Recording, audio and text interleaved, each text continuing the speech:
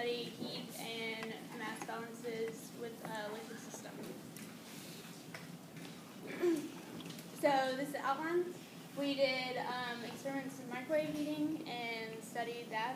And we did experiments with the coffee maker system and heated systems mixing with two different liquid components and immersion heating with an immersion heater. So our objective was to compare the experimental heat and the theoretical heat and implement the thermodynamic theory that we studied in class. And in this equation, QC is the heat consumed by the energy during the heating process, and that was measured in joules. Mi is the initial mass of the heated water, is measured in grams. And the Cp is the specific heat capacity, and that was measured in joules per gram per degree Celsius. Delta T is the temperature change. Delta M was the change of the mass liquid water in the system that was vaporized. And delta HV is the specific enthalpy of the water, and that was in joules per gram. QG is the heat generated by the appliance. P was the power, and Q was the time measured in seconds. This is the kilowatt device that we use to measure the energy that the appliance used, and it was both kil and watt. These are the two microwaves we used in the experiments. This one is a relatively new model, probably made within the last 5 to 10 years. And this is an older model. And these are the reported outputs from both of those. And this is our observed output that we calculated and found experimentally.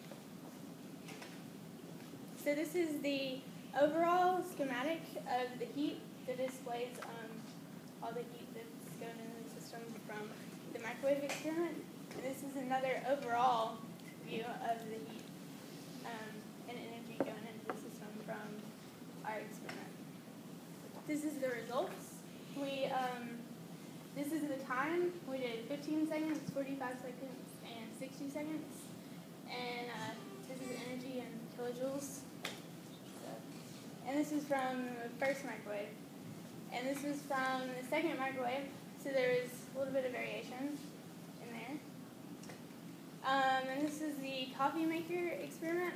There wasn't a reported amount of usage on the coffee maker, but these were our observed experimentally wattage. And so we put the water in the coffee maker and had it go through the coffee maker over a period of time. And we used 400 milliliters, 60 milliliters, and 800 milliliters. And this is our energy that we observed. And this is for the second coffee maker. And so there's, different variations based on the brand of the coffee maker, how efficient it is, and that kind of thing. And this is our heated systems mixing, where we took cold water and hot water and put them together and measured the temperature difference before and after and figured out how much energy the system used and lost. And this is our results. We did 3 trials, and so we have our error bars from our different experiments, and we did 100 milliliters, 200 milliliters, and 300 milliliters in this kilojoules for our system. And we used an immersion heater. These were really interesting to use. I had never been familiar with these before, but we just put it in water, like varying quantities of water over time, to see how it used energy and measured the temperature difference, and it was just really interesting. This is actually a picture of it getting really hot. If you left it in there for very short amount of time, it would just boil. And we had to make sure they were in the water because they would burn up if we left them out. So we had to have another bath of water to put them in after they heated up the water we were going to measure. Anyways, this is our results from that. And we did 60 milliliters of water, 90 milliliters of water, and 120 milliliters of water. And our conclusions is that we did have slight to moderate deviations between theoretical and experimental values, but it wasn't really enough to,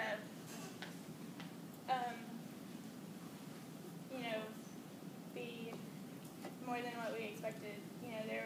We used some containers that may not have been insulated as well and everything, so the device efficiency may not have been that great, especially with like the older microwave and versus the newer microwave and that kind of thing. And I would recommend that you always allow the immersion heaters to cool in water, as I said before. And we did find that there's a difference in what the microwave used based on what was in it. So if you put cold water in the microwave, it uses a different amount of power than if you put hot water in the microwave. So that could be looked into further in further experiments. Any questions?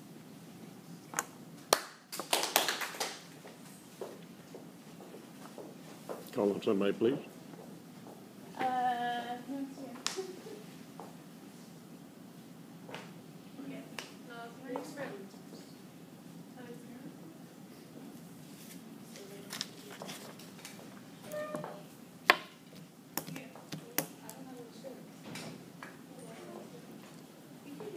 I'll ask for volunteers. All right, Andy. Short-haired Andy.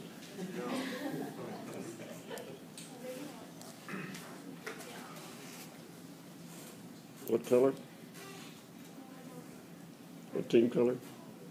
Yellow.